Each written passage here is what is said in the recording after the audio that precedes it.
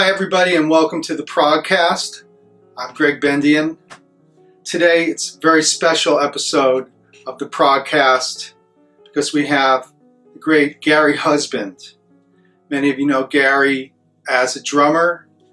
Many of you know him as a keyboard player and pianist. And many of you know that he's that at the same time and more as a composer, arranger, band leader, and educator. There's some great content up on GaryHusband.com where he talks about concepts for improvising. He talks about ways to approach odd meters. There's an incredible amount of educational content on GaryHusband.com. Now, I go way back with Gary just in terms of hearing him when he first came to New York with IOU, and they played at the Bottom Line in New York City. A very special place near and dear to my heart. As you know, I'm the producer of the Bottom Line Archive. But the first time IOU came over, and it was Allan's first time with his own band to play at the Bottom Line in 1982. I was in college at the time. Now, we already knew about Allan from way back with Gong and Gazoos, 76. So I would have been around 13 or 14, and when that came out, and we followed Allan into UK, and then obviously when IOU came, we didn't know what to expect, but we knew it was going to be amazing, and it did not disappoint. That band I still rank as one of the most on fire progressive rock bands, and has not been fully properly assessed for what they did with song form, with harmony, with melody, with rhythm, with improvisation, over complicated forms or free soundscapes. That, you know, IOU with Paul Williams and Paul Carmichael and Gary Husband was just a devastating experience. We stayed for both shows. The guys came out and had a drink, as you may know they sometimes did, and we purchased from them, I think, the self-pressed IOU album. So that's here, well used and well loved.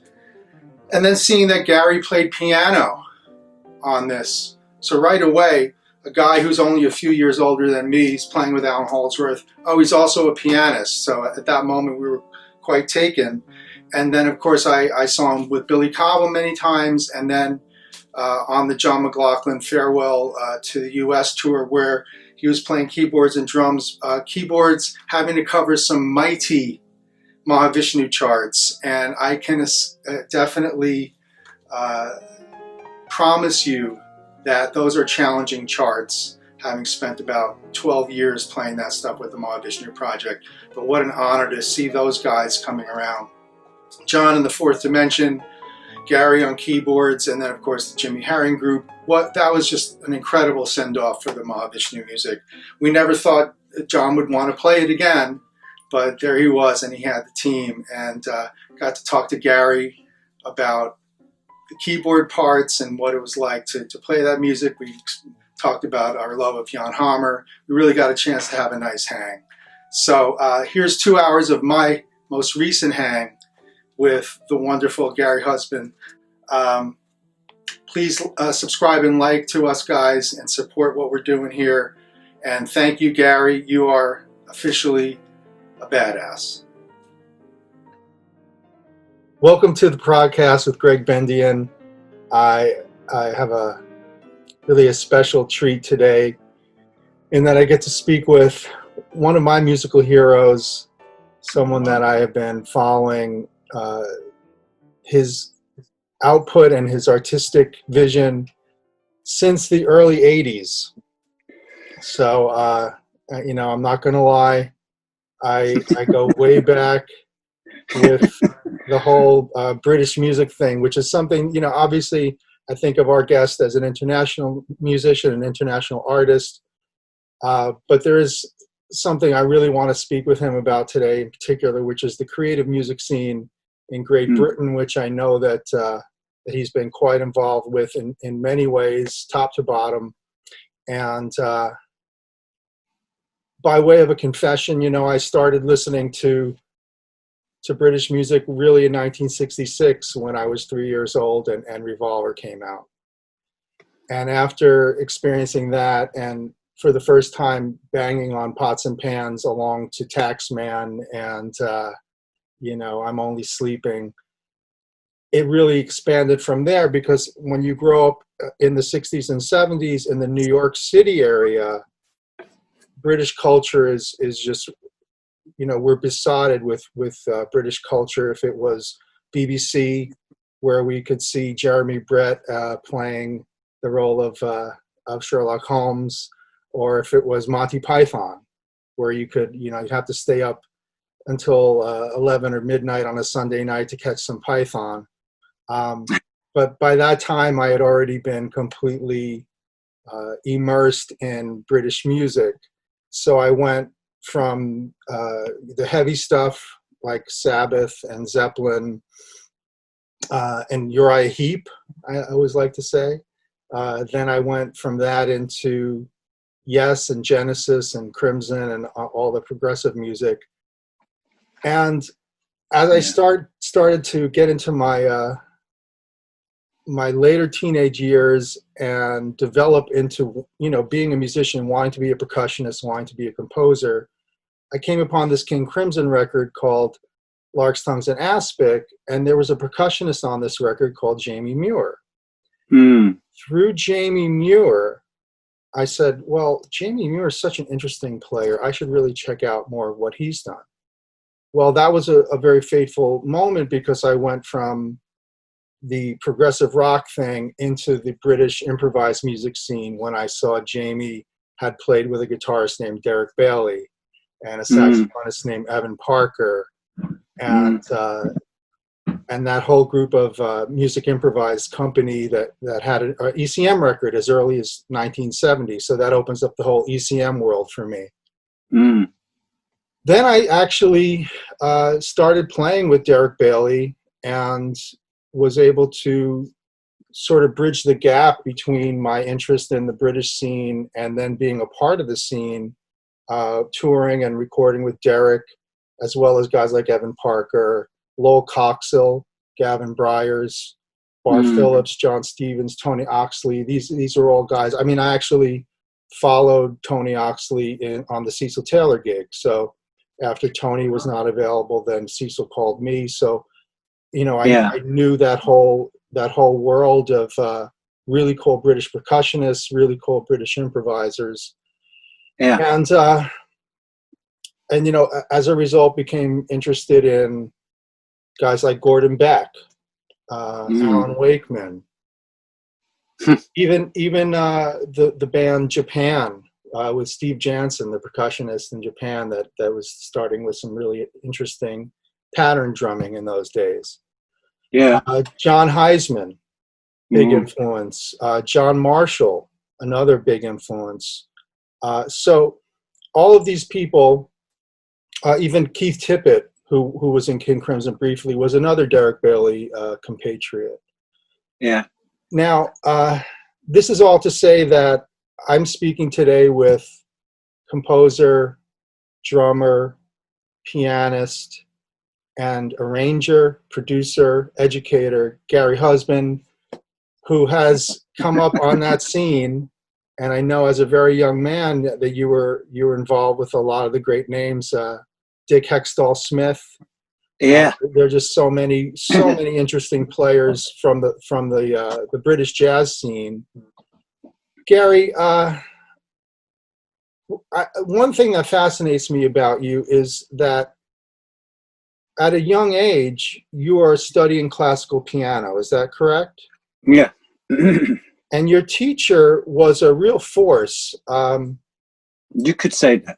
Yeah, we should say Dame Fanny Waterman.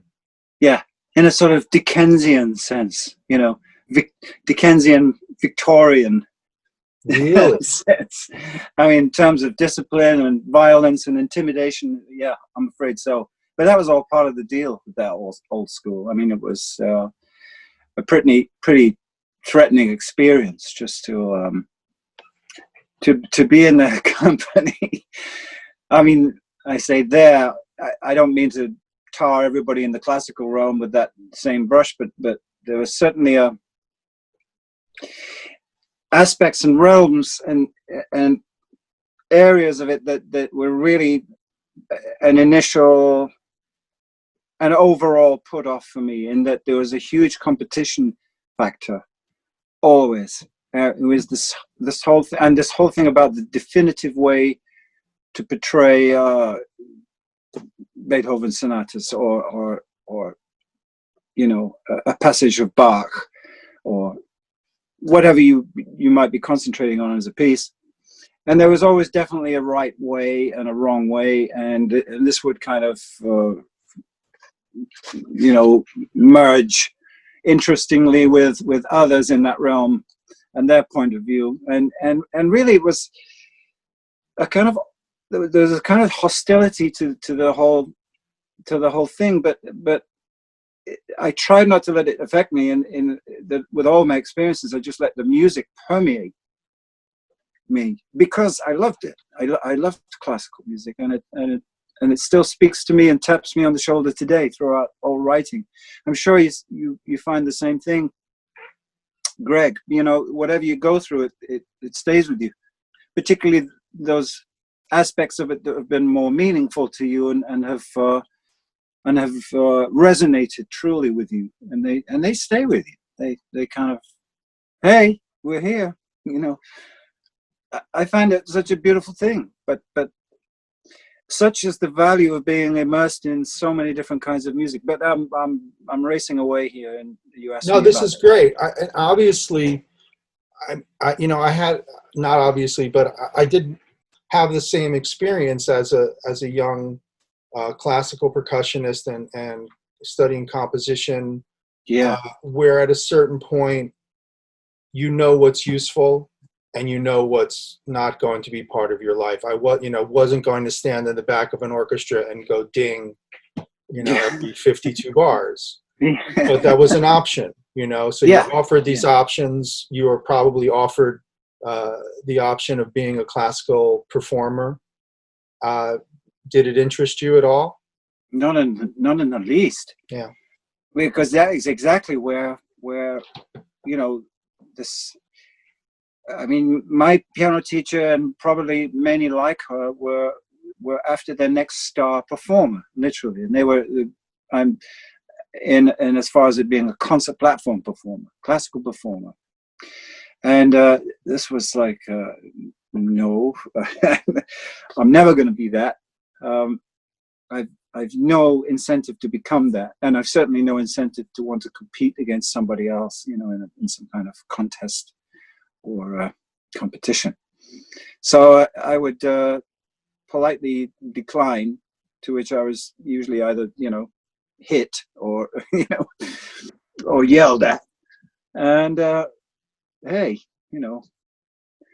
it was a tough world, but there were benefits that I can never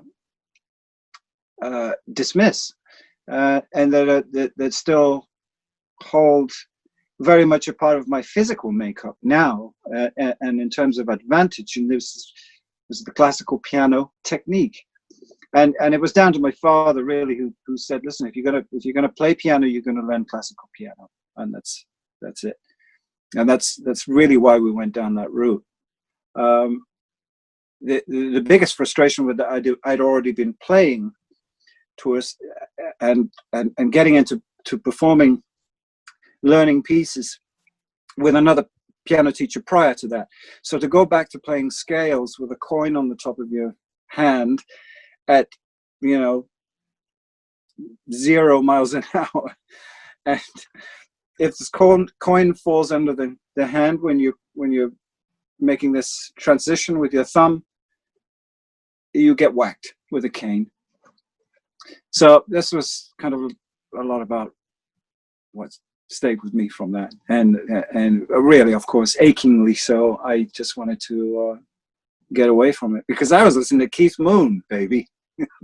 Yeah. And Mitch Mitchell and John Von Olin, and these amazing inspirational spontaneous performers, and of course I was intoxicated with the spontaneous, and no way could I ever really stay in any faction of the classical world. No.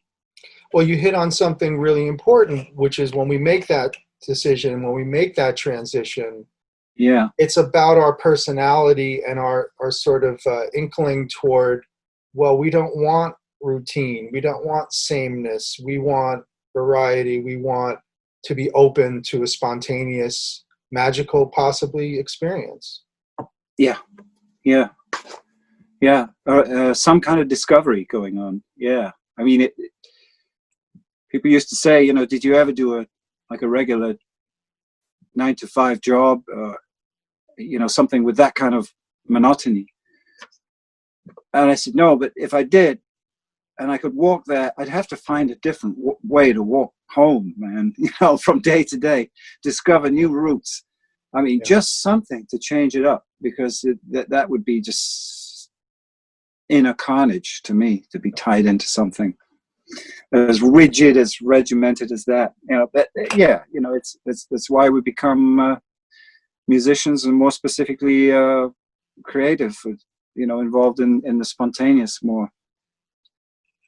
And I found very early, Gary, that the jazz guys had a better sense of humor than the classical guys. Yeah. they earned it. Right? So, oh, yeah. It was a better hang when you were with the jazz guys. Oh, yeah, I'd say so. Yeah, multifaceted, for sure. Right? So it wasn't much of a choice. I sort of thought well, I could be sort of tight and proper, or we can have some fun, and things might be a little messy. But I wanted to touch on something that I think you're sort of hinting at, which is we got chops out of it. We got proper technique. Yeah. Wouldn't hurt you wouldn't injure yourself playing incorrectly. Later down the road, you wouldn't have a problem. So I'm always grateful to my teachers for that. Yeah. They didn't see it the way I saw it, which was, I think, similar to you. Oh, look at all these different kinds of music. Look at all these different ways that we can remain engaged and express ourselves, and not have to be just in the practice room trying to get Bach or Beethoven together, and also the interacting with other musicians that we like. Yeah.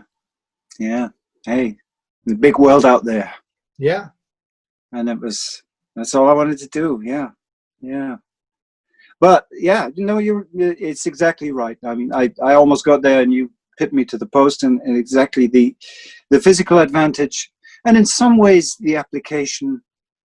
Well, in a lot of ways, the physical application, obviously, but also the value of discipline, because I believe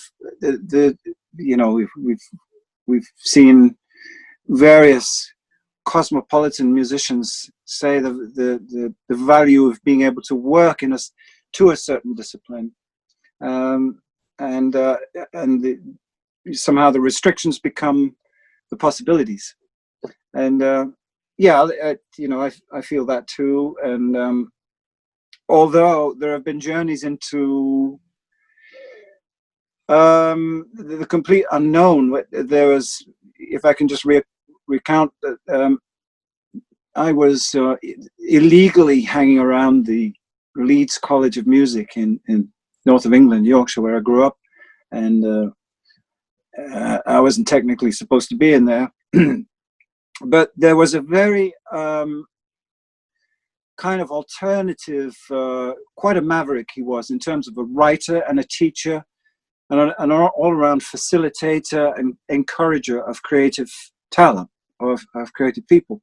And he, out of, I guess, the people that were on the curriculum at that point, he'd chosen me, and I was like on the same terms as a sort of bum, just hanging around and waiting in the bar for people who were legit to hang around with, and qualify myself as to why I'm there. But anyway, he was sort of like the head of the creative department, and he said, "Listen, I'm going to take you and I'm going to put you with my ensemble because I can see something in you. I can see something in you. I'm starting to sound like De Niro here. You. Didn't mean to. It just came out. But he was like that. He was saying, yeah, this is what I see this in you, and I'm going to bring it out. So come on Wednesday night, which I dutifully did. And there's an ensemble of musicians, although as distinct from any other musical situation I'd been through or been involved with, there weren't any charts. And I was going, oh, so what are we going to play? And, and he said, well, if you, excuse me, if you want a chart, I'll write this out for you. But the basis is that you are an incredibly disadvantaged physical form, and you're sitting at the drums. And you have to tell me, in the context of what we're going to create, how you can get from one side of the room without use of any legs or arms, and from one side of the room to the other side of the room. And you have to play that. Okay. And of course, this was more than intriguing. I mean, it was a complete shift as far as instruction went. That I'd never heard anything like that before. I'd never been approached in that way before. Nevertheless, I was incredibly curious about it and wanting to put that aspect into practice. And I don't know what value my worth of my contribution was that day, but he seemed very happy with it, and he said, yeah, this could be better in some ways, but it's definitely shaping into the way that I imagined. And I felt, okay. And I felt this rich, rewarding feeling that I was now involved in the real spontaneous world of music making, all of which was this fantastic planet that I could see with infinite possibilities and with such fascination and being so intoxicated by it, and there it was. So I kept going back, and it was kind of like there was one ensemble called the Spontaneous Ensemble. Was that what's his name? You mentioned his name, the drummer, John Stevens. Stevens, yeah. Who I used to know. Very amusing character. Did you meet him? I didn't, but I'd love to hear a story. Oh yeah. No, I mean, he was kind of old school and a lot like Tony Oxley in that way, because Tony was a big hero to me too. And I know I'm kangarooing here, but it's all going to work out.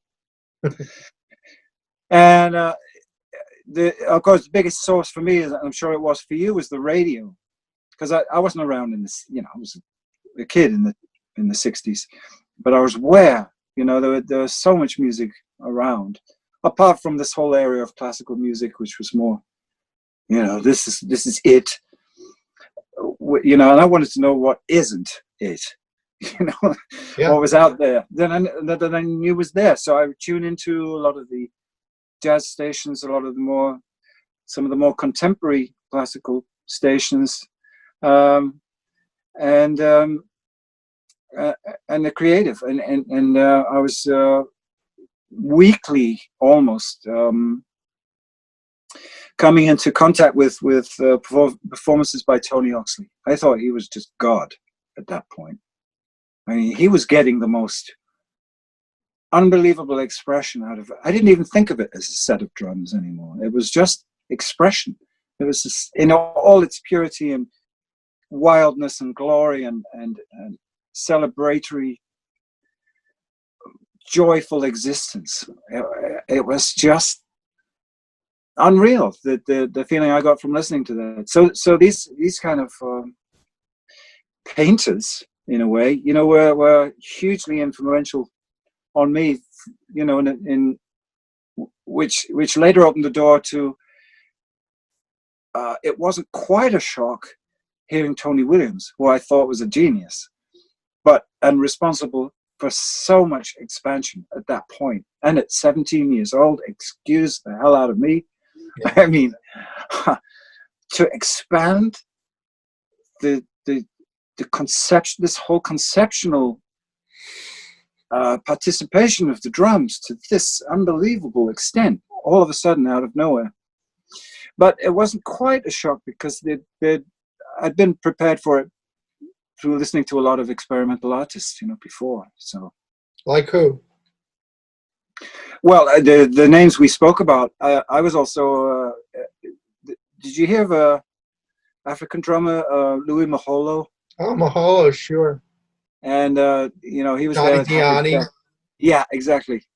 And I'd seen him live a couple of times. I'd hitched a ride to Manchester to see him a few times. And this was deeply, profoundly touching experience for me. This guy was a wild man at that point. This must have been 75, maybe 74 even. And he was an electrifying player. He's still around, I think. Mahalo is? I think so, yeah. I think he might know be. Diani passed some years ago, but I didn't know Mahalo. Yeah, I think he might be. I mean, he sounds much tamer now. I've tried to find him a little bit on YouTube, and I've found some reasonably recent things. I mean, this is not the artist I saw back then, but still, it's him. And Evan Parker, I used to see on a regular basis live. Mike Osborne, who unfortunately became, institutionalized. I think he had some very bad problems, and quite early in his life was not active anymore in music.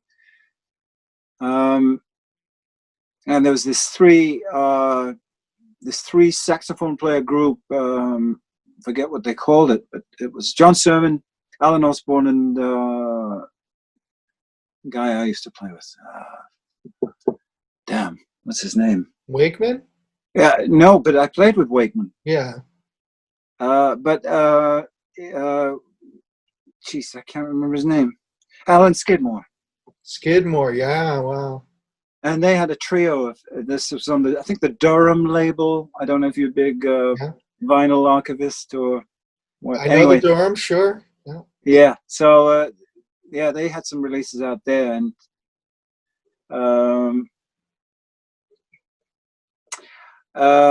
also this release, it was profoundly affecting to me, was this Where Fortune Smiles record, which I heard when I was very young too. Stu Martin.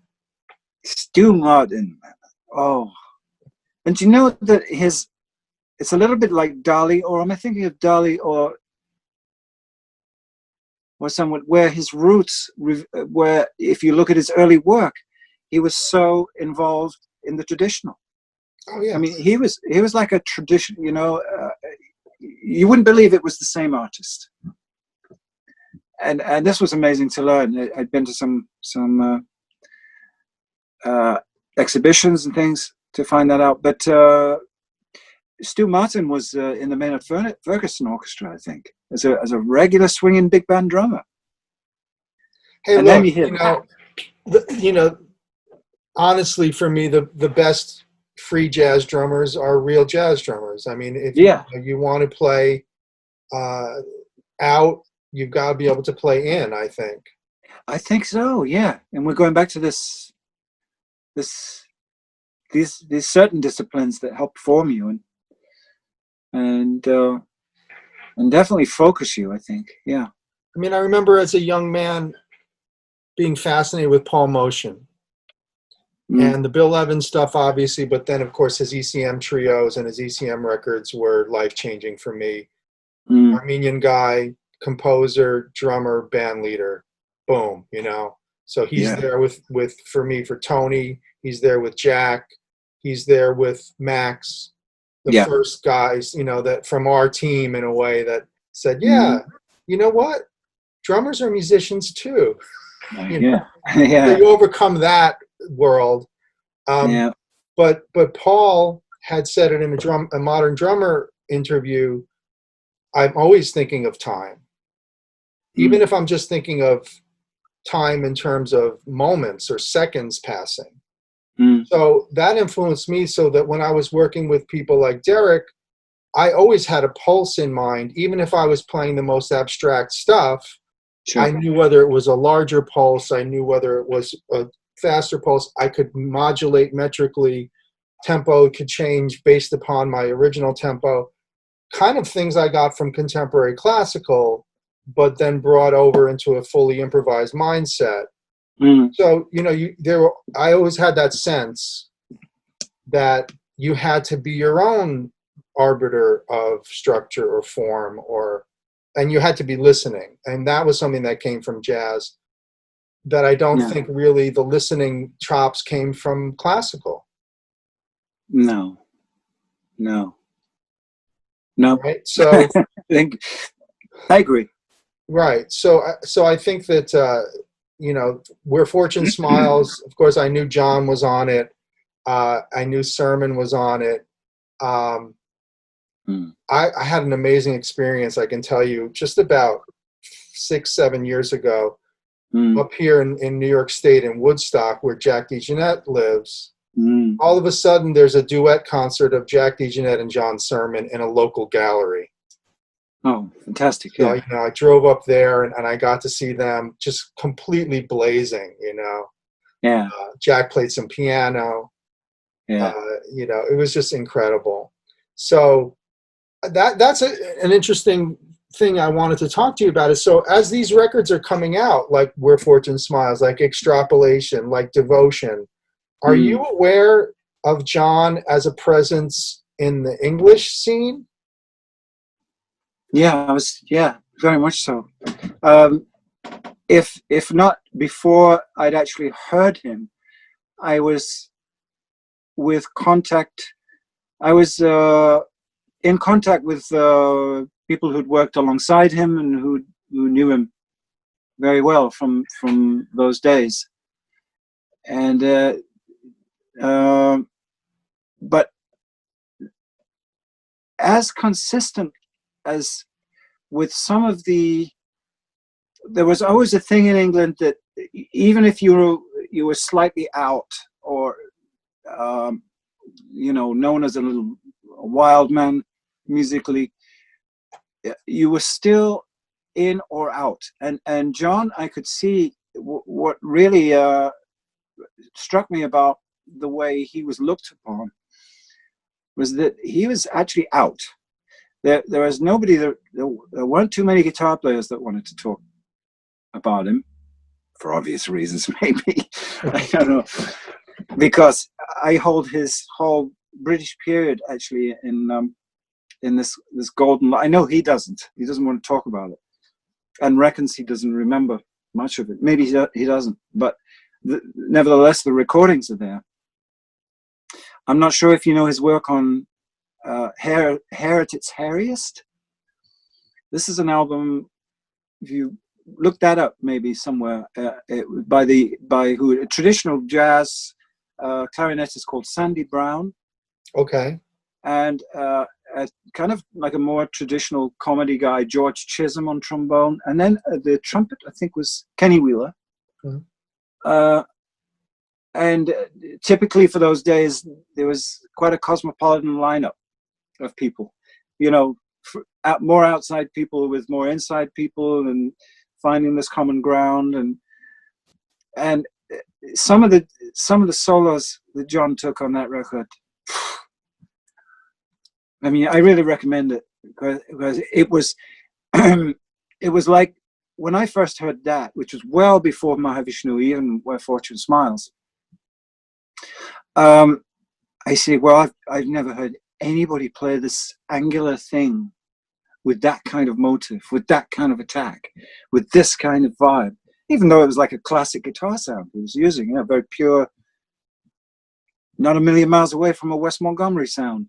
But in actual fact, what he was playing was, and I think like so many of us, the influences were there. I could tell there was a big impact by Monk and Mingus on him, I think, in terms of writing and certainly in playing, as far as The Loneliest Monk was concerned. I don't know. You know, he also speaks about becoming very interested in flamenco and becoming into contact with blues very early on in his life too. But I'm talking about the kind of player he was before. This is pre Tony Williams' lifetime. I'm talking about, and I really tried with John to get to him and say, listen, tell me more about these. What about this album?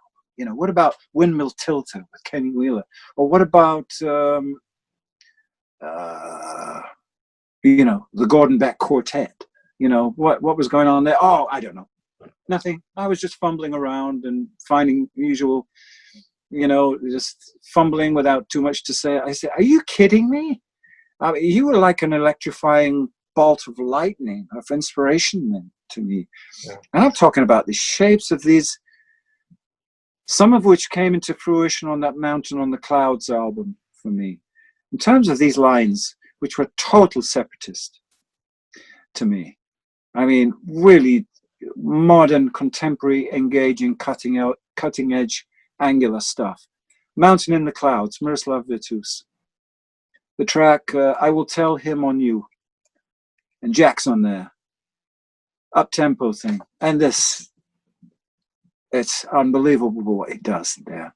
So I could only really guess at how he was involved with some of these scenes that he, you know, maybe this Gunther, what was his name? Gunther Hempel? Yeah. This free situation, how he would have sounded. I've heard no recordings, just a bit of video on one thing. But I just think he was this incredible forwarding player, even then, and particularly then.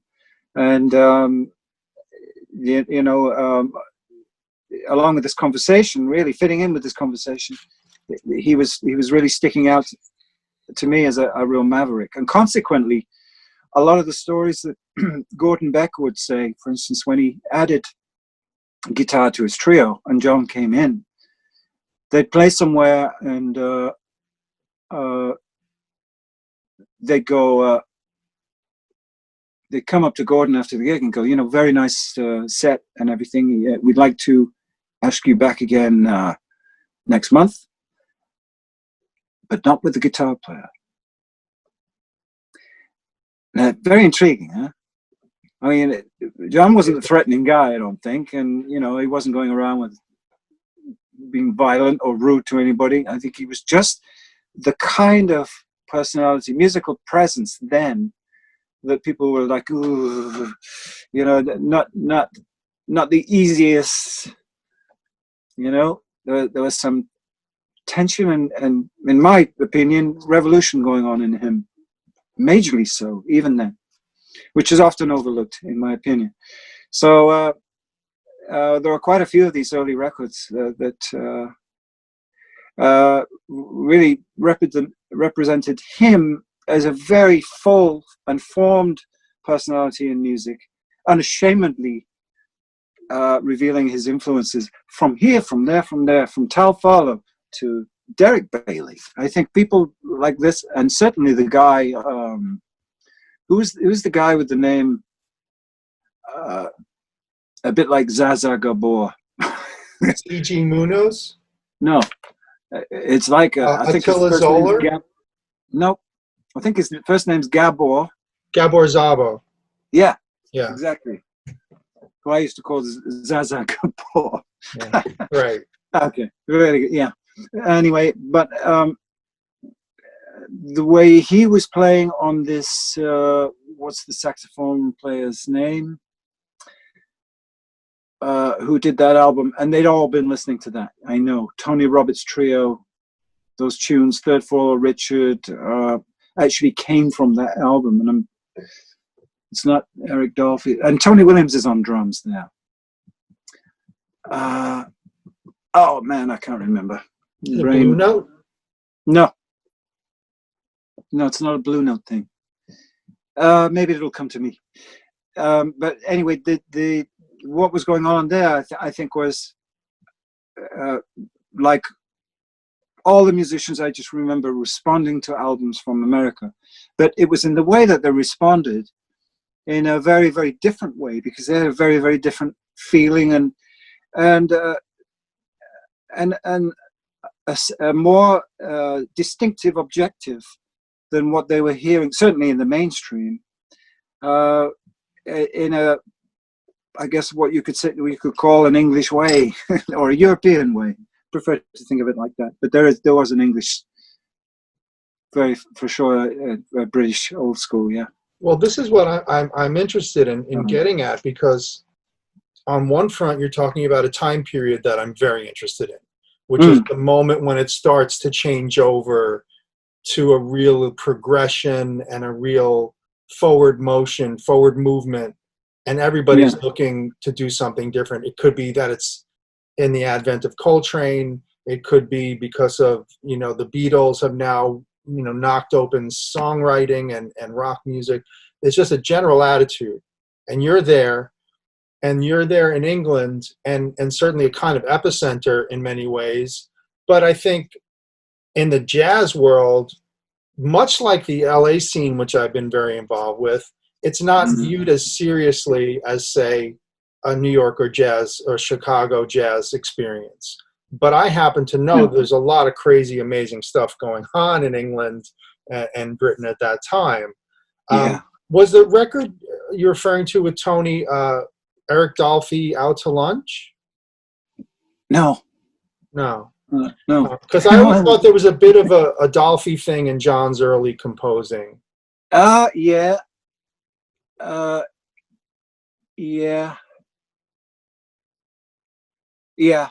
But you're talking. This is saxophone player's name. But I mentioned this whole monk. I mean, this composition, Plectrum, Spectrum, or was it just called Spectrum when they played it on Emergency? It's Spectrum, yeah, right. This is pure monk. Yeah. No? I'm talking about the race force and the atonal, bitonal, weaving in and out. Yeah. Well, I mean, it's very interesting because, first of all, you're telling me John, maybe not surprising because we know John doesn't like to look back that much, but John won't talk about it. He won't, no. But if you're like me, you kind of look at things in periods, right? And sort of an arc. Yeah. And he's leaving to become really an international figure. So he might have been sort of I don't say local, but a national figure, and then he becomes an international figure as he expands his interests to include Indian, to include classical, to include blues, and all of his interests. And in the best case of the word fusion is what these gentlemen are doing is just saying, these are all the things I'm interested in. This is all going to be in my music. Yeah. I completely relate to it. I mean, I can selfishly, if I was to listen to any one of my solos or things, I'm going to tell you, there's Miles, there's Allan, there's John, there's Jan Hammer, there's Zawinul. They're all there. Happily, they're unconscious, but they're not like, oh, here's a nice Zawinul-esque kind of thing or cadence or something, and I'd never ever be like that. Or the moment something does happen like that, I'm happy to be able to say that reminds me of something. And I walk around for 4 or 5 days sometimes, and I'm thinking, what is that really like? And then it'll just hit me out of the blue. I said, God, it's just like it really evokes such and such.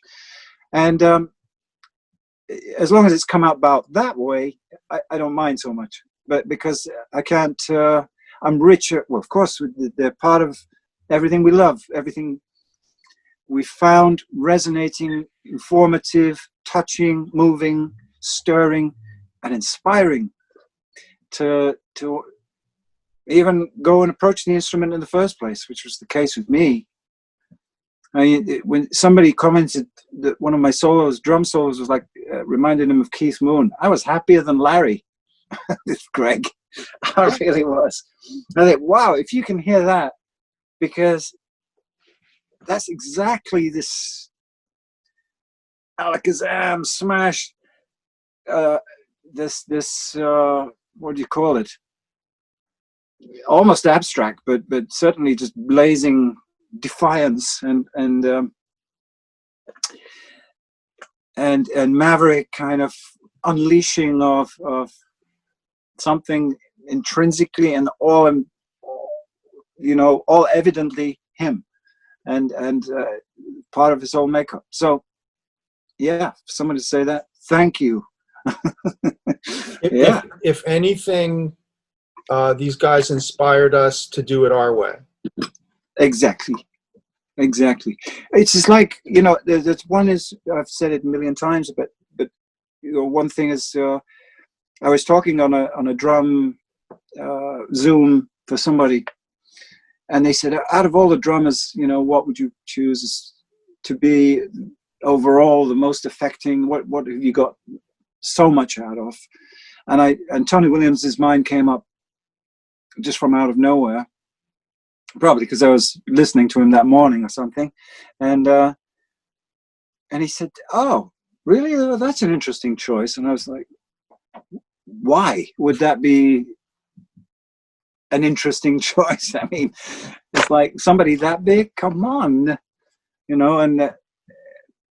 and somehow this, you could get the feeling sometimes when you're talking about somebody they don't know, and they're going, oh yes, definitely, oh yes, fine player, and and they're going, you don't know anything about him, do you? And this is the feeling I was getting. So because we didn't have internet, there'd be interviews, and his interviews, I was aware and prepared for later, actually, when one time I met him, he wasn't very nice. I understand you took your chances with Tony Williams. Yes. But I forgave him instantly because I knew he had to be complex. Like John says, you can't be one way in music and another way in life. He says that a lot, but I really see that. And I see that with all of the musicians, I mean, they just play how they are. And they are as people how they play, and with Tony, they were always very strange and strained interview. I feel sorry for anybody interviewing him, really, but this one person did, and it was like a downbeat interview or something, and he said, well, why don't you play the hi-hat, for instance, on 2 and 4, you either sometimes there's no hi-hat or it's all fours or like a frenetic thing, that you're integrating. And he was going, I look on the hi-hat like I look on the bass drum. I didn't want to play the bass drum to pinpoint something or to play it on one. I wanted to play it where it means something. And that just tiny little statement like that changed everything for me and gave me, like you were explaining, license to think, well, if he can do that, and just act on that very notion and that ambition to want to integrate it in his own way where he feels that it means something in the music, which I thought was just like the highest mark of an artist as him could achieve, really. It represented exactly the mark of his greatness, as far as I was concerned. Of course, he played it, and you listen to Nefertiti, and you hear where he puts it, when he puts it, how loud he puts it, or how he chooses to whisper up with it and leave a space, and what he's telling you, what is communicating to you through the drums. Unbelievable. Well, 2 huge things for me, Gary, were at a young age hearing Cecil Taylor say, never be ashamed of your influences. Oh, okay. That was one big one for me. Just, embrace your influences. Did you love that thing when you were 7, 8, 9, 10 years old? Well, how can you be ashamed of that? That's part of you now. What are you going to do with it? Yeah. Right? That was a huge moment for me, just to say, oh, is it okay? It's okay if I like cartoon music and I like, Stockhausen. It's okay. Yeah. Yeah. What will you do with it? Well, I have some ideas. Go ahead, try them. All right. Right. There's a permissiveness that we came up with that was just profoundly liberating. Yeah. Yeah. Yeah. That's a gem coming. I know when you listen, you work with a man of that standard, And don't you think magnitude? Well, sure. Then you see, well, that's what he's been doing the whole time, and it worked for him. So, Yeah, sure. So what can I do? Sure. You mentioned Tony and John, and it's an interesting moment because you're talking about the late '60s, and John and Tony come together in a group that I think is not fully understood and not even fully appreciated. Lifetime. No. Yeah. Yeah. Because then think about it. They got Larry Young, and then they have Jack Bruce. Yeah. I mean, what a crazy fucking rock band that is. Yeah. Oh, yeah. Did you get to see them? I mean, you can't believe it, Greg, but the story is retold to me a number of times by this particular source. I offered you tickets to come and see Lifetime, and you didn't want to come. And I said, I don't know what I had no idea how,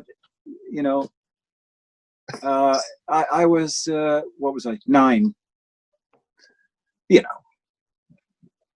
I was interested in a lot of music, but I didn't know of Lifetime at that moment. I didn't know of John, I didn't know of Larry Young or anything.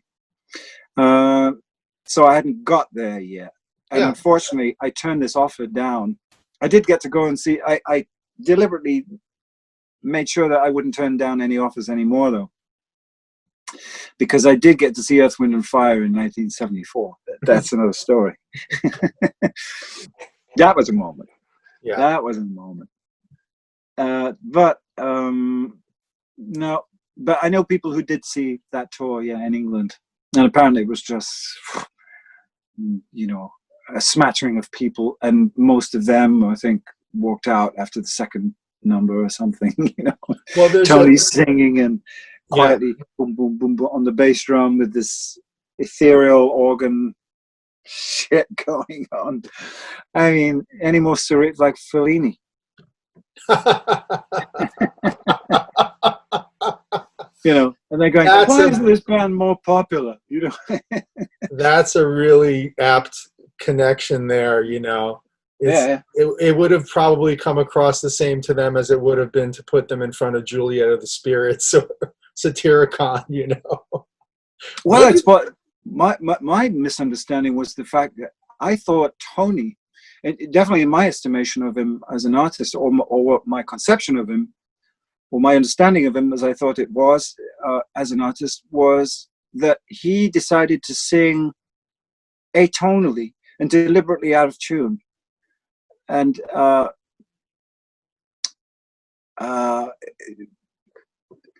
this funny kind of off-kilter, beguiling thing that he had as a singer, where he's just deliberately wandering and going sharp and going flat. And I thought that this was all part of the art. I thought this was on purpose. And that he probably could sing pretty well. And then I still, no, Tony really wished he could sing, and he believed that he could do it, but he didn't. He wasn't very happy with it. Well, how about, just the balls on that guy? I know. He's like, I don't care. I'm going to sing in my band. Yeah. It's interesting that you bring it up, because I wasn't even going to talk to you about Tony's singing. Yeah, and he ain't exactly Don Henley now, is he? Right, but he's going to sing. It's going to be all of these different things. Yeah. And, Tony's heavy because of just the the age that he's at when he decides, no, we really need to play loud, and we really need to have guitar, and we really need to respond to Hendrix, and we really need to respond to a different, so in a way, he's presaging Miles getting there. Yeah. Miles realizes, I have to dress like Hendrix. I have to be more connected to a younger audience if I want to reach a younger audience, because I'm tired of playing for these stiff jazz people. Yeah. Tony's, and you see this even in the Miles book, Tony, Herbie, and Wayne are turning Miles onto Ornette and other stuff. So you see that Tony's there ahead. Yeah. John taking him to see Hendrix for the first time. Yeah. It's all. You can see that in the trajectory in a way. Yeah, for sure. Were you a fan of Jack back in the day? Oh, for sure. For sure. But then again, I came through to him. I heard things we liked before I heard Cream. So it's, in a lot of cases with me, maybe it's just the time period, in addition to what was going on, I guess. But I discover them as in their more abstract periods, and then discover their more popular work or more well-received work. And I knew him as a upright bassist, as per on that album, with John Heisman and Dick Hexel-Smith and John. So that was my sort of induction. And then I kind of went back and found the holy trinity of, Songs for a Tailor, Harmony Row, and Out of the Storm. And I never heard songs before or since like that. I mean, you talk about unique. This guy was something else. I can't believe I had the unbelievable chance to work with him as I did, but I did.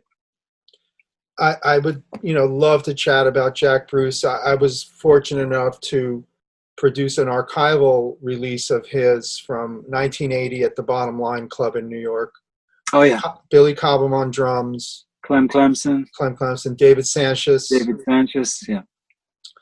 And Jack, just at the height of his powers, completely destroying, vocally, bass-wise, the band itself. He's unleashed these characters. I mean, so a number of things I touched on when I wrote those liner notes was, I don't know that people didn't take his voice for granted. That just as a singer, that's a rock singer. I mean, Jack Bruce, the instrument on him. Oh, colossal. And yet I hear many say, Jack just copied Duffy Power. But I don't get that at all. I don't buy that at all. This doesn't weigh up to me. I mean, in the sense, the mouth organ, what did they call it? The vibra-harp or whatever. Yeah. I never knew. Whatever it is. Anyway, and Jack could play the hell out of that. I know, and because we used to do this rolling and tumbling thing from the Cream days. When I was doing gigs with him, I'd just take a snare drum out front, play brushes on that, and he'd just be jamming away on this.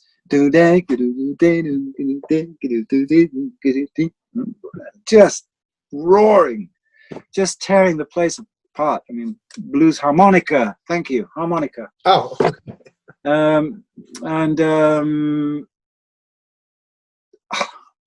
Just incredible. And when you consider that this guy was moving in and out of doing contemporary opera as a vocalist,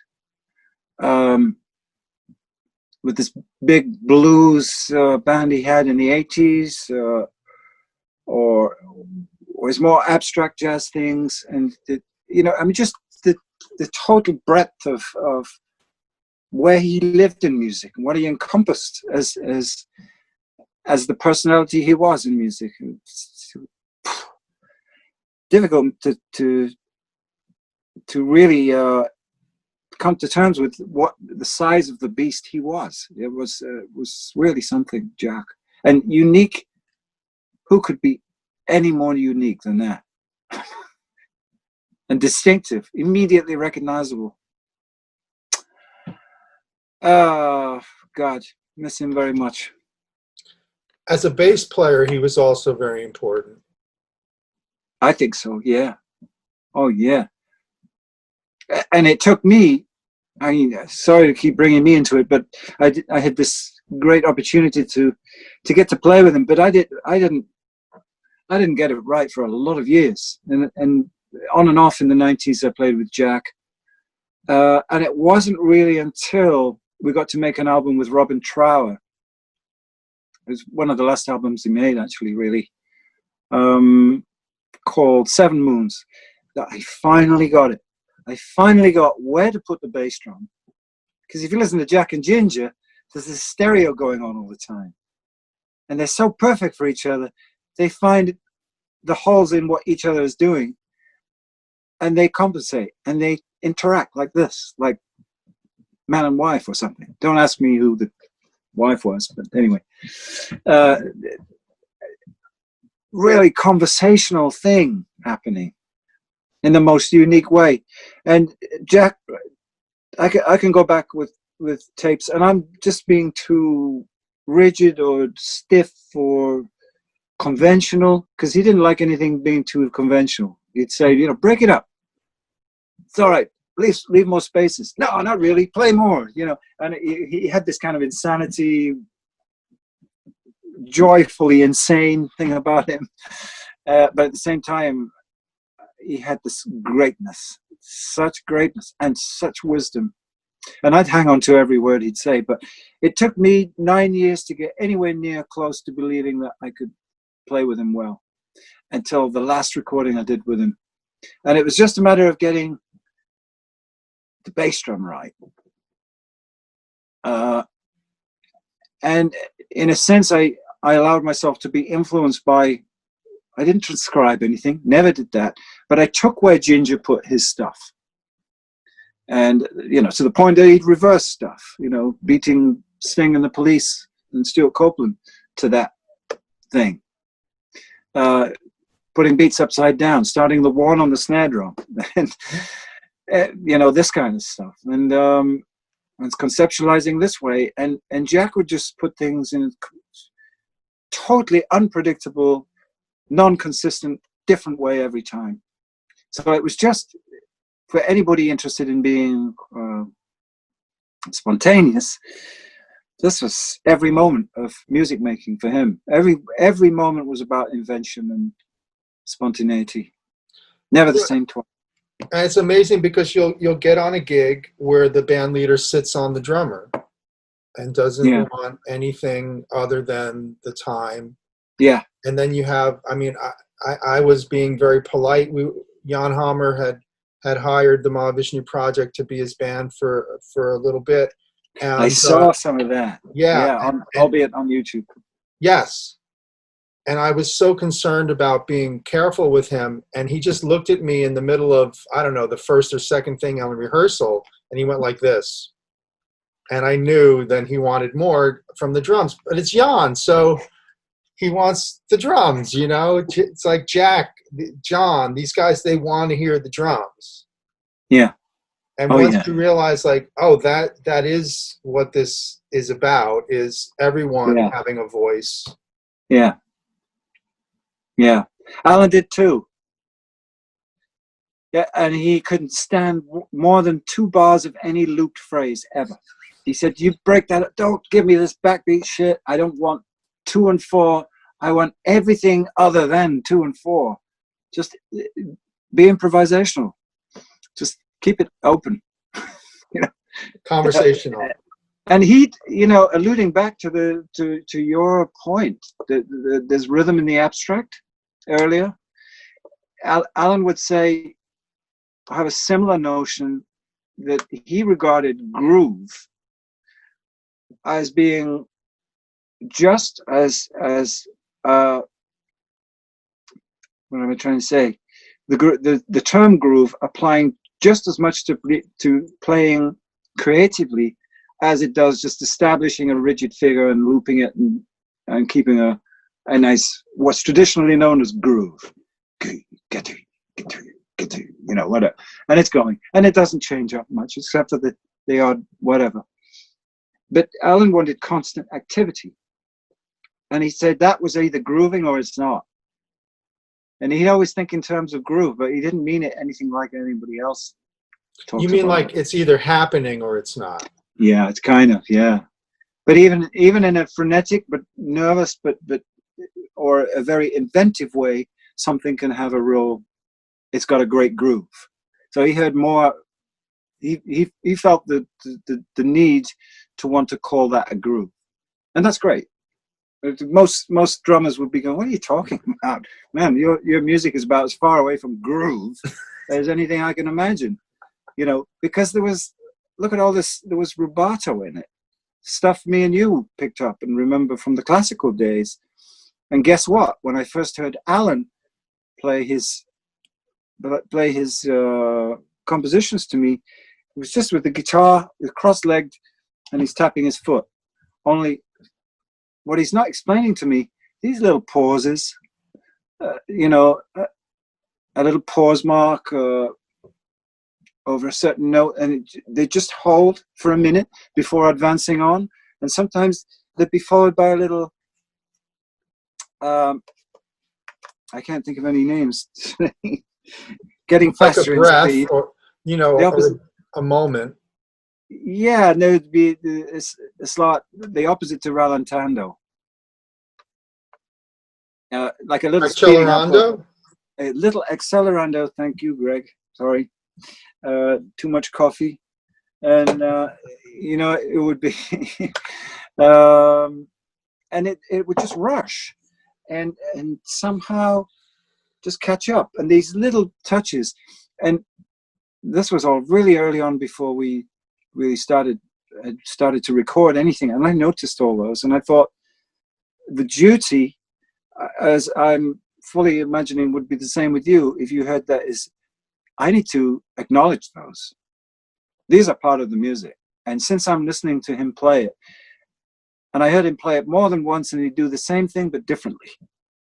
So this was part of the competition, the composition. And the amount of great drummers that played with Allan, boy, I mean, but I was surprised that very few of them that would ever really acknowledge that. It would, if I went through periods of not playing with Allan, it used to reveal itself in the fact that he could hardly play these things abstract anymore, in the sense of just feeling where they land. And me and him just were able to really establish that and find that in each other. It was like a trust thing that we'd find it where the d and not da, you know, in plain terms.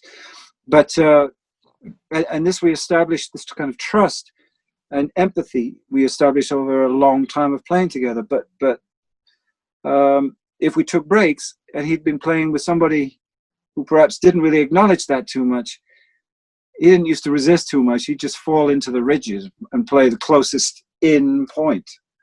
And it's kind of annoyed me a little. It's like, why didn't you stick out and say, listen, just be lazy on that 2 beats. Let me just let that breathe and then jump in again. It doesn't have to be like, you know, straight, rigid on the one. I'd like it kind of stretched, a little formato on that, just a little one. And similarly with another bit, you know, I'd like this to sort of little inherent accelerando to it, and then come back to where it was. And he had all those kind of feelings, but he was a bad communicator, Greg. He couldn't say to people, you know, please follow me on this, or I'll lead you, because he just didn't have that kind of personal makeup. I mean, 2 things about that are interesting is now that I've done like about 100 interviews of all the old cats coming up. one of the things that is the most common response is, so when you guys were doing such and such, and did you talk about it? No, we didn't talk about it at all. Yeah. I mean, it's almost the most disappointing part of every interview. Did you guys, so when you guys talked about using the no, we didn't talk about that. It just happened. Yeah. And, yeah, it must be. Yeah, it must be. Right. So since I remember the IOU record coming out, and I remember you guys playing at the Bottom Line, I was there the first night. Oh, so that's, my God. That's when that landed. I had seen Allan in UK, but this was a big deal because he's coming with his own band.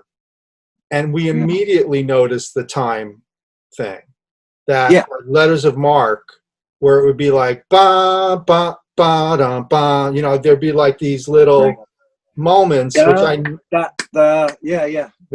Like if I had to write that out, no, I don't know what I would exactly decide on. But I knew that he would do this. Yeah. Yeah. And I knew that when Chad would play the same piece, they wouldn't do it. Right. Yeah. Yeah. I mean, I loved Chad's playing. Very full of character, and I think he was one of the real characterful players. But yeah, he didn't. I would have loved to have heard him do that more. For me, it'd been my taste to hear that. Virgil, I don't think you're going to get that from him because he just doesn't feel that way. No, but there's moments where you're doing that in House of Mirrors. There's moments, for sure. Right? Yeah.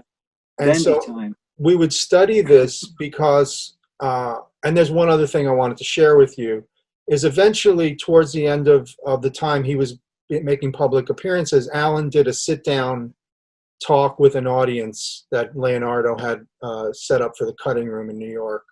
Oh, he did? Huh? Yeah, and I said to Allan, I've noticed a thing in your compositions where first cycle of an idea comes through, but then the second cycle comes around of the same idea. Now it's in a different position, or I'd say a different key or a different position. So now it's been moved. And then when you get to the blowing changes, they're not the same changes as the ones in the head, unless you're talking about something like Pudwood. And it was the most amazing response, and I just wanted to share this with you. And he said, well, all of that kind of stuff I got from listening to Impressionist composers. Uh-huh. Yeah. Uh-huh. Yeah, I believe it. He loved Impressionist composers. I was about to say Expressionist composers. No, I don't think so. Impressionist composers. Yeah, and didn't they abhorred that term, didn't they? Particularly Debussy, and I think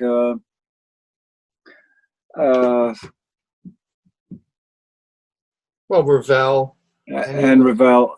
Yeah. It's only so useful a term, but just that the idea of that, when you get Debussy, you've got an idea coming back and it's been altered. Every time it comes back, it's altered.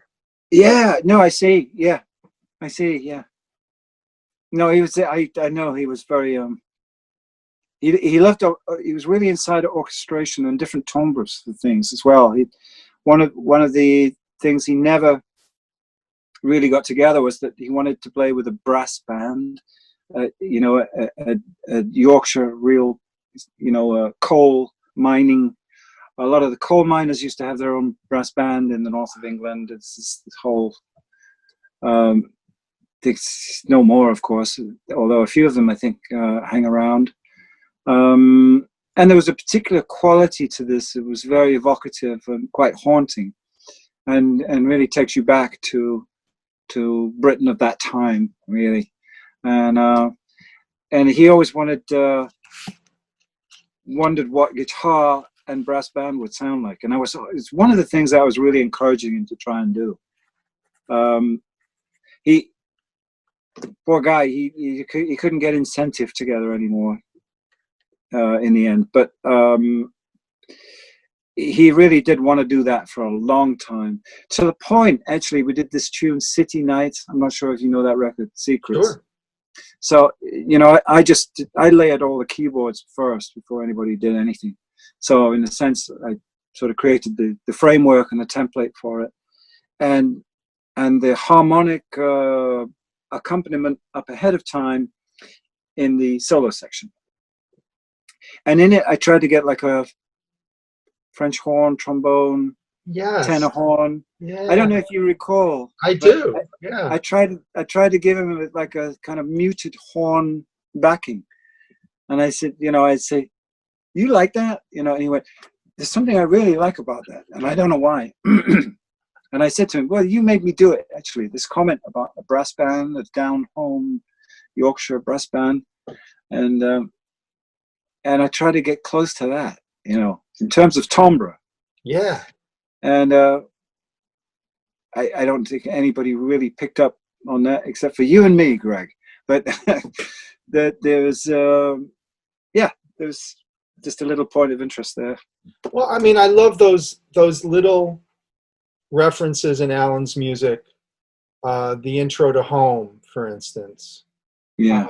A similar thing that I feel like you even can reference in the Kinks with the Village Green Society, just the sense of regional identity. Yes. Yeah. And if you're a music historian or even just a music lover, you embrace this idea of regionalism in music as being a beautiful thing. It's a component, it's a characteristic, it's a personality. And I just part of you. Yeah. Well, I can't get past this idea of Allan from the North and you guys being from a different, you guys are not from London. In the way that XTC is, they're from Swindon, they're not from London. And, there's a difference in the Canterbury from the London. And so in this way, Britain was a big discovery for me because of the richness of the regionalism. Yeah. And hearing you talk about, I had no idea about the brass bands, and that makes so much sense. Yeah, the colliery brass bands. Yeah. Yeah, oh, bless them. Yeah. There are some real good ones too. There's some real great ones. I have to look that up. Yeah, do. Yeah. Why didn't Allan collaborate with more people?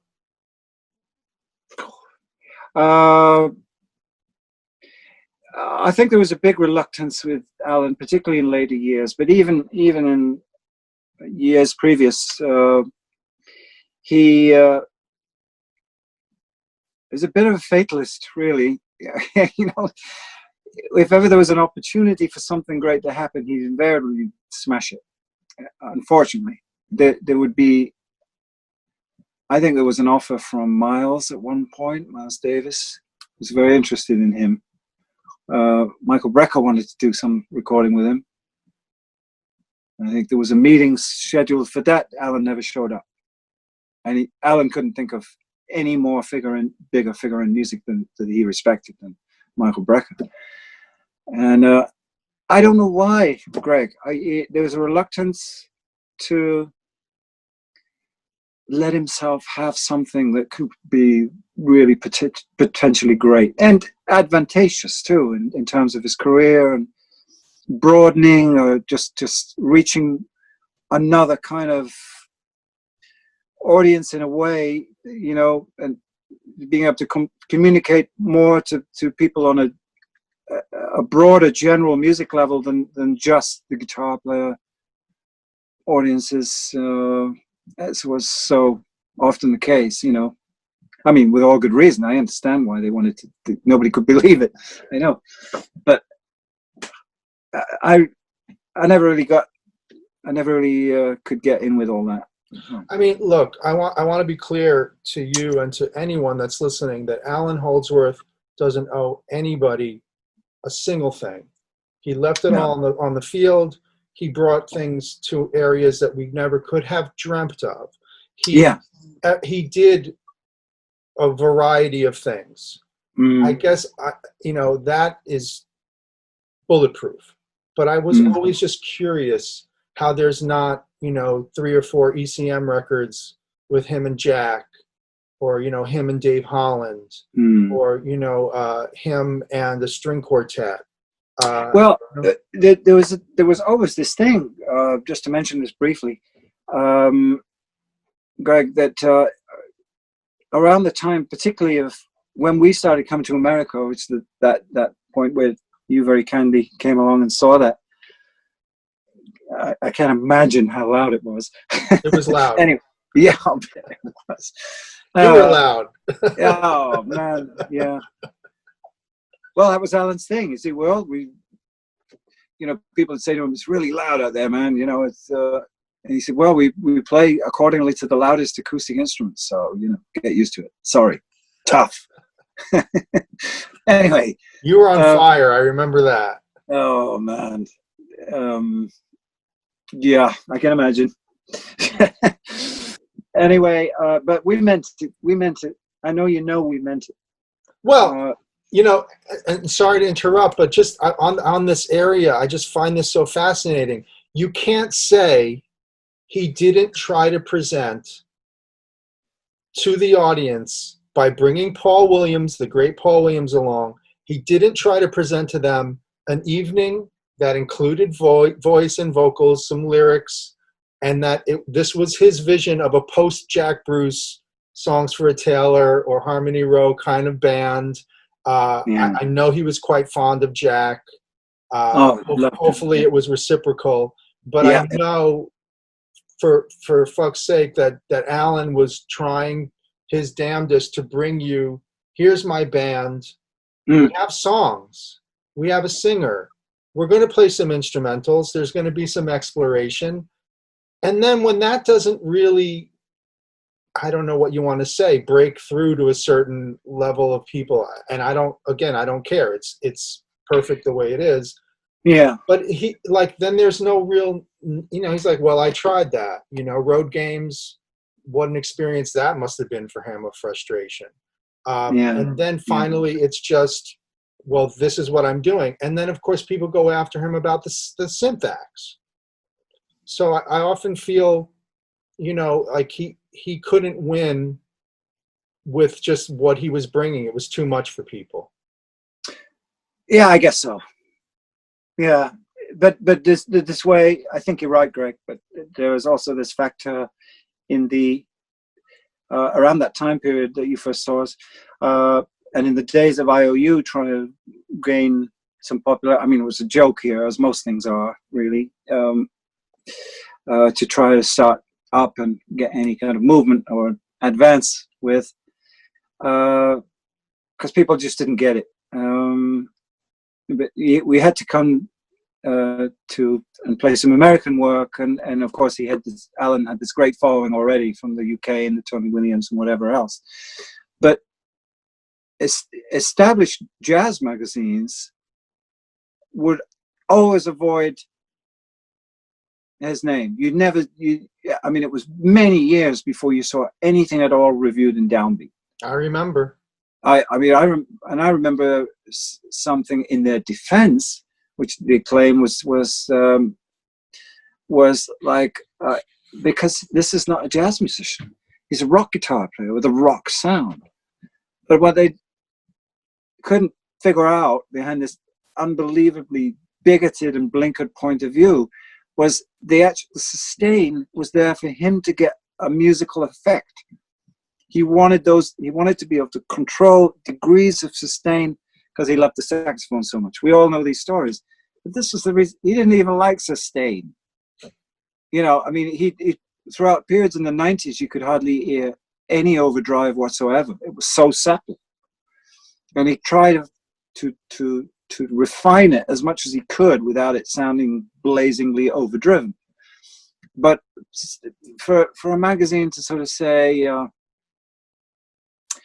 well, we're not going to review, this is not jazz, that's a rock sound, so therefore he's a rock musician. I mean, how ignorant is that? And I was always very anti-establishment, when it came to I thought that was just disgusting, that they would ignore him because of his sound. I mean, you hear what's going on? I mean, John Coltrane would be going, wow, I never imagined that was possible. I mean, it's that height. And I'm happy for the record to always say that Allan is a post-Coltrane player. He's Yeah. important as a Coltrane devotee, but also as a person who just brought it to another level, regardless of the instrument. Yeah. Yeah. You know, I knew, I mean, obviously working with Steve Hunt for a long time, as I did, and you did as well. Yeah. I mean, I knew what you guys talked about. I knew what Allan was into. I knew his favorite Coltrane solo was from Coltrane Sound Satellite.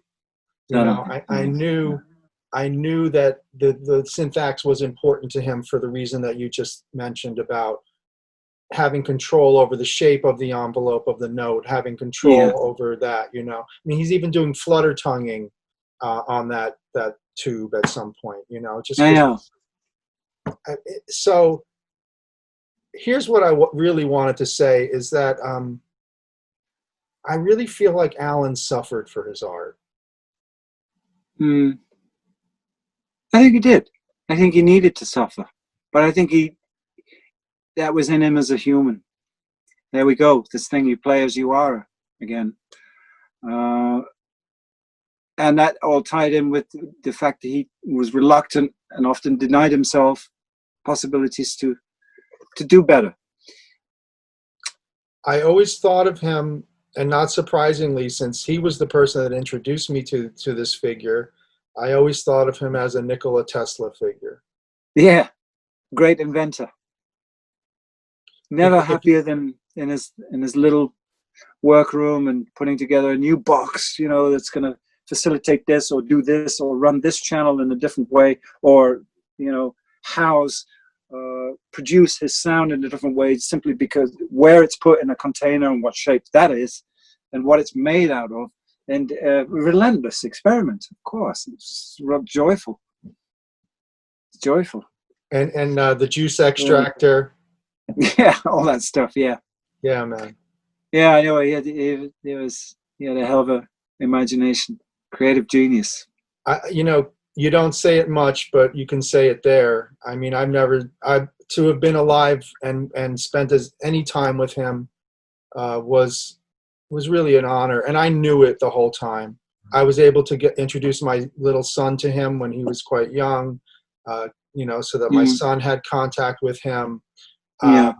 Every time you guys came around, even in New Jersey, I think the last time we saw you was with Jimmy Haslip and Allan at the little club in Teaneck called. Oh, you saw that? Oh, of course. But we didn't say hello. Hi, Greg. I don't know. You weren't around, and I said hi to Allan, and then we it was very packed. I remember that. But just to have you guys in that local club, and I had taken him a couple of years before that with it was Chad and Jimmy maybe at that point. So just knowing, like I took my son as many times as I could to see Keith Jarrett, who I view as a similar figure in a way of how are we alive during, you know, these guys' time period, you know. It's like a Mozart level of musical genius, and I don't say that lightly, and I don't say it about many people. No. But I mean, I'm talking to the guy that, you know, was his partner musically. I know you were like a brother to him. I know that you guys were supportive of each other and just brought something really special to the world that it didn't exist before, so it couldn't have been easy. But it brought us so much joy, and it just continues to. I mean, I just bought the IOU album remastered. Oh, somebody remastered it now? They say they did. I'm kind of listening to it and scratching my head and saying, I think this could have been a little bit better if they had remastered it properly. Still we have these pitching difficulties on about 2 or 3 tracks there, and this was some kind of, I cannot believe why we were both at the mastering for IOU, and I do not understand why we didn't hear that going down at the time. Interesting. But whereas one is like, you hear from the first track, it's like goes up in pitch very slightly. There's some kind of like pitching problem. But it was all on 2-inch tape there. You know, I don't, you know, we were still back in those days. There we were at Trident doing that. But there were a whole lot of songs, takes, which mysteriously disappeared, and I could never really understand the story. This might be something to do with Allan, and I suspected it, that he was so unbelievably pleased with about 3 recordings that we did one day on the barge where we recorded that thing. And we had 3 spectacular versions. And I came back the next day and he goes, "Where are the reels?"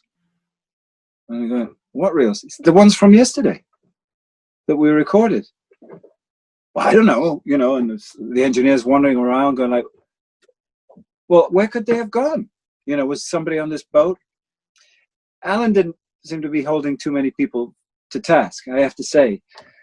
But he seemed really sorry that we'd lost these things. They'd gone. Somebody had moved them, if not taken them, or they've been mislaid, maybe. I don't know, but we never found them. And we had to record those 3 things again. They weren't a patch on half as good. Only I found out probably only about 5 or 6 years prior to Allan's passing that he did actually have the tapes again, or he'd somehow come back into contact with the tapes. You have to understand there's a lot of mystery with Allan. I do. You never quite knew what was, like, what the hell is, I mean, where did they go for 27 years or whatever, you know, and suddenly they turn up again? What's that all about? This is not like Water on the Brain from that time, right? No, the Water on the Brain I have fortunately one of my few remaining board mix, rough mixes with a cassette, and with plenty of hiss on it, and it sounds great. and that was, he was really happy with that solo. And mysteriously, that didn't make the album either. Yeah. I know we might have overrun on side 2 or whatever, the 20-minute allotment thing. But I remember it was in the live show at that time. Oh, yeah. Yeah. And it was a song. Yeah, that's how it was always. When we played it, it was a song. And then there came all this Water on the Brain part 2 or whatever. I mean, he's just such a body of work there. Oh, man. You I hope he felt proud. I know that he knew this incredible, you know, how much of an undercurrent. I don't know. The guy, magazines celebrated his uniqueness. He was interviewed a lot. He was featured, and he was recognized. I have to acknowledge there's a happiness with that. I think he was acknowledged quite a lot. I'm happy that he was enjoying a certain amount of recognition and success, albeit on his, you know, for music, he would not compromise on, and to be made under his terms and his term only. And I think he saw the gradual climb of people just buying into this whole world of what he was doing, and were infatuated with it. So for that, I'm very happy. Of course, it could have been more, but some people, it takes a while to catch up. Yeah. You know, there is that. I mean, it was that different. And when you were speaking, this really ties in with what you were broadcasting about, like regional identity to what he had inside of his music and what he was conveying through it all. It was very, very personal and very regional, I think, in terms of even British music. I know quite a few guys who came along and tried to sound like him. You do. But, you know, it's funny. You talk about the regionalism, and I always felt like, yes, Allan moved to Southern California. Oh, and yeah. He brought the clouds from Northern England with him. Yeah, he did. Yeah. Yeah. And he was in his... He died in California, which is exactly the way he wanted it. he was absolutely traumatized when he had to visit England or tour in England. I said, I don't want to see on my birth certificate, on my when they see the dates of my existence, I don't want them to say born in Yorkshire, died in Yorkshire. And he had a pet fear for that. He hated that idea. So he got that too. Too bad he had to go at all, but he at least died where he wanted to die, in the sunshine. I got to ask you though, what's the deal with guitarists coming out of this Yorkshire scene, man? It's amazing how many there are. Yeah, there's something. Yeah. Is it the water? I don't know. I don't know what it is. Yeah, there's something. There's a few, yeah, that I know of. Bill Nelson from Bebop Deluxe. Bebop Deluxe too. I also know him, and he's. I'm a big fan of him. I don't know. How about John McLaughlin? John from Donkey. It's funny. I just don't think of him too much of a. But then he.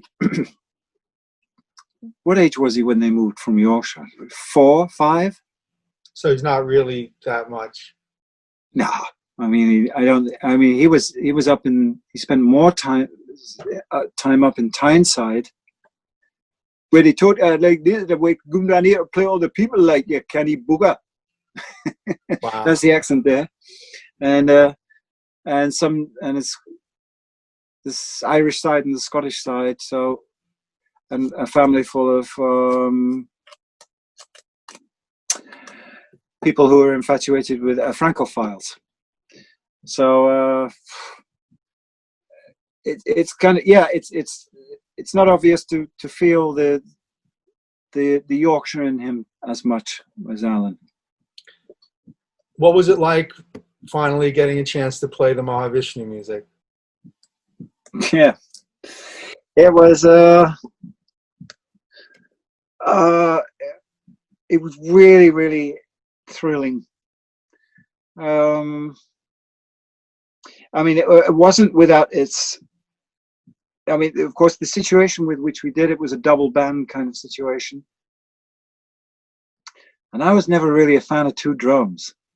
I don't know about you, Greg, but unless just in the hands of certain people, it really worked out well. But as often as not, I wouldn't enjoy it. It just wasn't. They don't embrace each other. For me, just for me, my own opinion. Well, that's interesting because I found it noticeable that on Force Majeure you used Arto on percussion. Yeah, but that's different for you.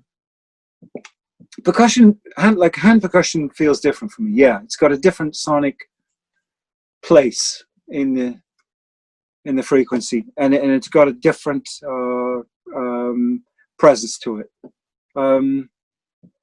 It depends on the player, because I felt sometimes to be frustrated, probably as much my failing, or maybe more my failing than the percussionist, but we haven't been able to quite meet at all.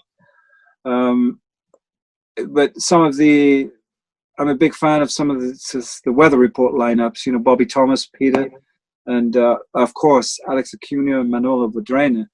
And I saw them in '76, and this was a dream of a thing they had between them. Very early Jocko. I saw it was Jacko's first tour, and there were 3 bands. Did you? Oh, of course you wouldn't have. At the Hammersmith Odeon, opening the show was Billy Cobham, George Duke, with Alfonso Johnson, and Schofield. So everybody was confused by, because he was supposed to be in Weather Report, surely, and the obvious question after that in the bar in the foyer before we went in was like, well, who's playing bass with Weather Report? And I always remember hearing some guy saying, they've got some guy from Miami, some Sun Beach guy, something, playing bass, and they're going, well, yeah, okay, we'll find out. And sure enough, we found out. Yeah, And that was some night. Billy Cobham, George Duke Band, Shakti, and then Weather Report. Ooh. For 3 nights they played. I think we saw the first night, me and my friend. Yeah, I saw the first Shakti. I couldn't have been, I was about 13 years old, but I was there in Central Park. And I remember because my dad had really set us up. My dad wasn't a musician, but he was a music fan. So I had already seen Ravi Shankar and Ali Raka, thanks to my dad. Yeah. So when Shakti comes along, I had an inkling. Yeah. What it was. Of course, wasn't really prepared for it rhythmically, but having been exposed to Armenian music, I knew what 5 and 7 was. I knew, something of what it was. But Zakir, at that point, please, I mean. Yeah. So, and I recently spoke with Chester Thompson about that moment where Alfonso's leaving and Jocko's coming in. And there's actually a brief crossover where Chester's and Jocko are the rhythm section. Oh, that's right. Yeah. And Chester said immediately you could tell it wasn't the same thing as him and Alfonso. Mm. And that's when Chester went off, I guess, to Genesis, and Alfonso went to Cobham Duke. Yeah. Yeah, I guess. Yeah.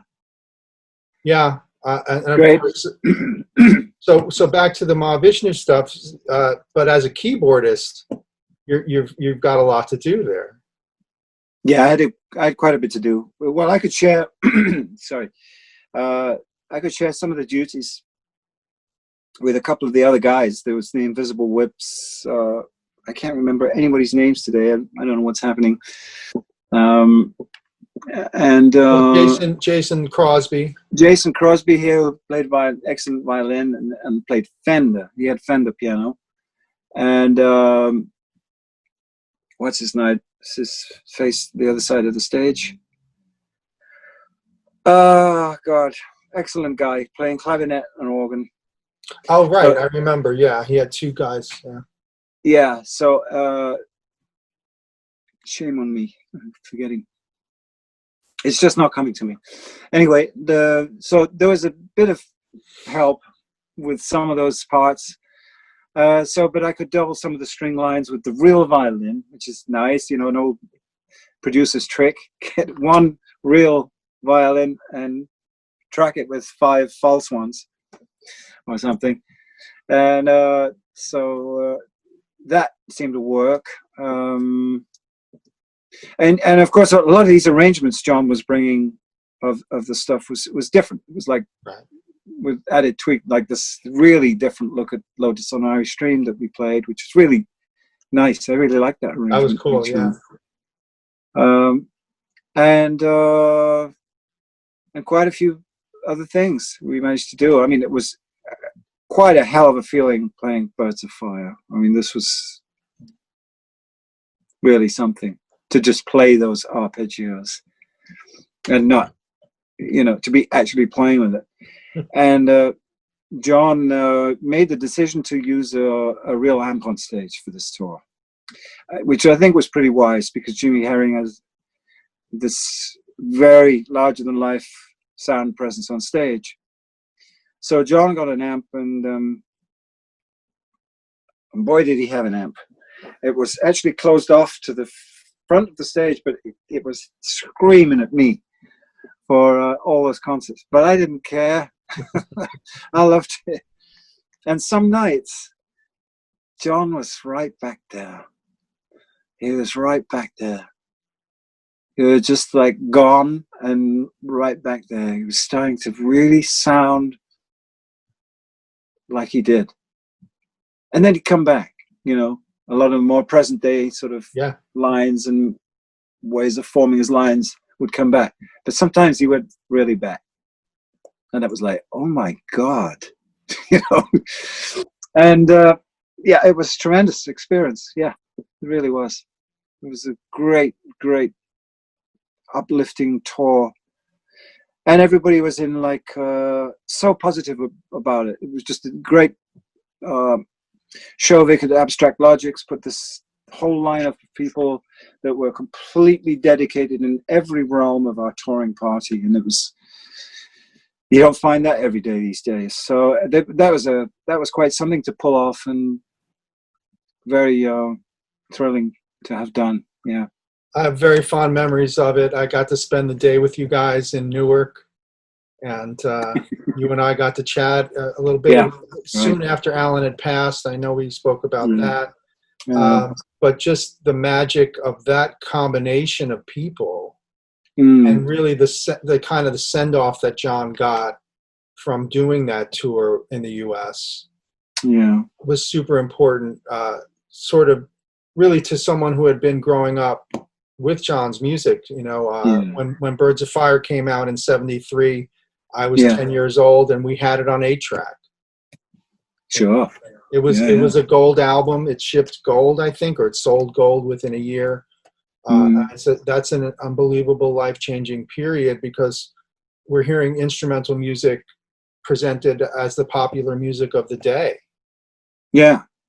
So then he comes full circle with it to sort of say goodbye to the U.S. And, you know, from my conversations with John, I know that the U.S. was not a great situation for him, coming back all the time as he did. And no, it had changed. You know, things have obviously changed. And big time. You know, where were those people who were filling Madison Square Garden in 1973? You know, so that was a learning thing, but it was also to hear John even acknowledge that music, because when we were doing the Mahavishnu Project with my thing, he was very supportive, and that surprised me, because I know John doesn't like to look back. Yeah. But I think Ina was very instrumental in getting him to say, like, you know, check this out, take it seriously. Yeah. And so we enjoyed his support, but I never thought I'd get to hear him play those songs again. No, we didn't either. Well, we actually, and well deserved, Greg, by the way, you know, with the project. And I'm so glad that John was able to sort of witness that and see a kind of rebirth or representation of all that music. As you guys, you know, there was some job you did. So, thank you. But we didn't. I mean, we were just more or less sort of in the world of the fourth dimension, and all this music was really unique, pretty much just unique to the music he was writing for us. And it wasn't. There were a couple of older things, The Unknown Dissident and things like that from years ago. But largely he was writing music all the time, new music for the band. And we kind of set about him one night in a hotel. We wanted to have a band chat. And we all had this feeling like, what about if you were to bring back some of this unbelievable history of yours, you know, John? What do you think about some of that music? He's going, not much. And I say, well, I mean, even, and he said, I don't want to play anything the same way as we did it. I said, okay, so then if we were to look at some kind of tweaks in terms of presenting it a little differently, would you be interested in bringing some of this stuff back? I mean, we'd love to get our teeth into that, you know. And he goes, I'll think about it. So, okay, you know, we'd hear nothing, and we'd pick and choose our time, the right moments to sort of say, you have any other thoughts on that, John? You know, the proposition? He says, yeah, I'm not sure yet. Anyway, finally came around, and he was more accepting of it. And I think he found it very, it was all out of the most sincerest compliment we could give him, really, for that whole movement in music that he brought about. And we just wanted a piece of it. So wanted to, and of course, the audience would love it, you know, for some of that to, you know, just pick a handful of things and go out and do it. So that was kind of like the precursor to Shovik, really putting that whole double band thing together, and the thing becoming an all-out celebration of coinciding with John's sort of last planned appearances in the US. So that's how it all kind of came about. But we did all the groundwork for that, Greg. we got him in the hotel room. We took the key out the door. He couldn't go anywhere. So wow, we had him down. I said, "Come on, John. We got to do some of this music. You know, we got to bring some of this music back." He said, "I don't even know how to." He said, "I don't even know how they go anymore. I don't even remember any of those lines." I said, "That's all right. I'll transcribe all those." Yeah. We were full of like slam, answering back all the time. Any problem or any form of resistance, we'd come back to him. So we were very proud of having some influence in how that started to turn around. And it's been great. It's been really great to, of course, for all of us as fans to get the chance to play that unbelievable music. Well, my gratitude to you for that, but I have to say, from the experience of having spent a number of years playing that music, they're really good vehicles for playing. So, it's not even like, let's think of it as nostalgia. And of course, the reason anytime I did an interview early in the project, why are you doing this? I said, well, you're playing Coltrane tunes, you're playing Charlie Parker tunes, you're playing Benny Golson tunes. These are jazz repertoire tunes. Mm. Oh, really? Well, we think of it as a rock band. Well, that's your problem. John had meant these to be, here's a workout in 7. Here's a workout in 19. 11. Here's right. So and then of course you need to really practice those things to make them flow, and then you also need to do your own thing with them, which is, I guess, what ended up saving us in John's eyes, because we weren't slavishly trying to recreate these things. We were trying to interpret them. Yeah, which was great, and I know he loved it for that fact. He wouldn't have wanted to hear transcriptions, and of course you wouldn't do that. No, but bring them to life with new musicians playing it, and shape it as you did, and unbelievable, brilliant. I keep that music, broadcast that music to so many, I guess, who probably wouldn't even known about it first time even. So well, we did run into people who had not heard the music live or who had not heard it, but I think when you're playing tunes like Sanctuary, you can't argue with it. No, it's just so profound. Oh, that was my vote. I worked hard to get that one in. I think Ranjit asked for Birds of Fire. Yeah, he wanted Vital Transformation too. He wanted a piece of that. But I wanted Sanctuary.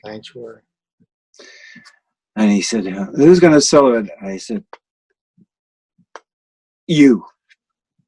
But I'd love to get the chance to do some before you. So we did it in that order. But I made him solo. He was reluctant to. I said, come on, John, man. One Truth Band wasn't that long ago. I mean, yes, it was.